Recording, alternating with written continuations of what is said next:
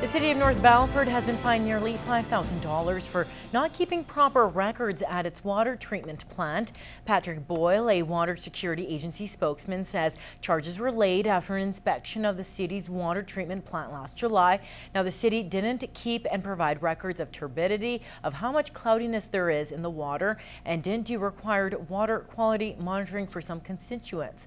But Boyle says regular monitoring for bacteria was done and that the water was always safe for people to drink.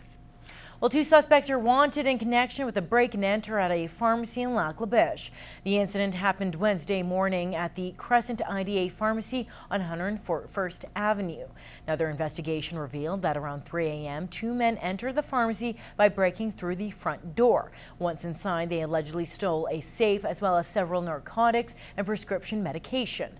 Now, police need your help to identify the suspects who may have used a dark blue or black truck in their getaway.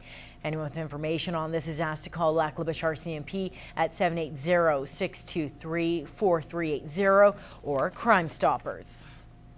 Well, there's always plenty of fish in Little Bear Lake thanks to the Lake Fish Hatchery. Now, they release tons of fish into the popular location as part of a study. And as Fraser Snowden finds out, this isn't the only lake that they stock up. The hatchery stocks more than 180 water bodies across Alberta every season and has to keep up with the anglers fishing them out.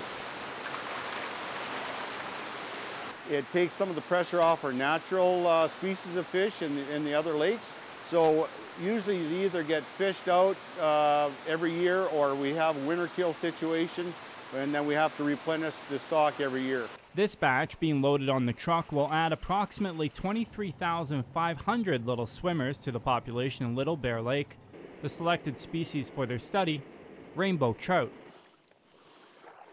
As part of the study, the Lake Fish Hatchery will drop 3 different genetic strains of rainbow trout into 4 lakes in northeastern Alberta. Just above the eye, you can see the different colors. These will allow them to identify each strain, as each type of fish has different characteristics. The data will tell them how they compare in growth, survival, and suitability to stock Alberta's lakes. The Kamloops strain prey more on fish, where a lot of trout prey more on insects. The silverfish, the characteristics of the silvers, the characteristics of them is supposedly they're very aggressive, and when hooked, they fight hard and they jump.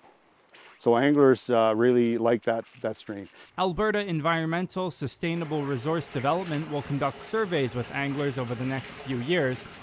After beginning their life at the hatchery, the fish can jump for joy in their new home at Little Bear Lake. In Cold Lake, Fraser Snowden, Newcap News. As we just saw a few minutes ago, it's going to be a beautiful weekend in the border city. And if you're looking for something to do, Heather Clagus has some ideas in this week's edition of What's Happening.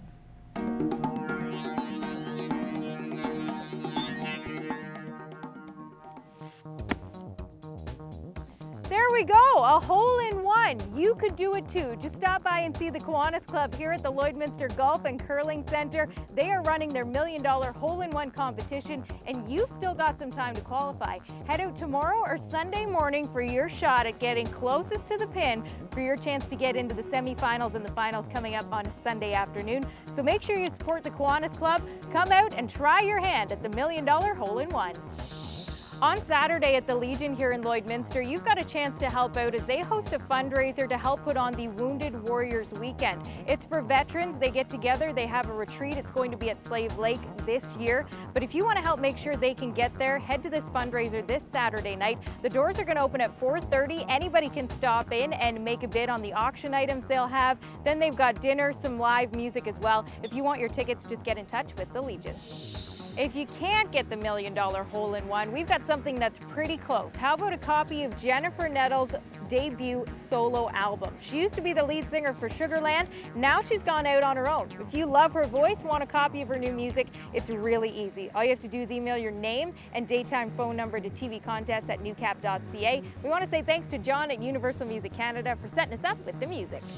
And coming up tomorrow night, we hope to see you out at Kelsey's because myself, some of the folks from Lloyd FM, and some of those famous faces from Newcap Television will be celebrity servers starting at 4 o'clock. Any tips that you give us, we're going to donate straight to Relay for Life.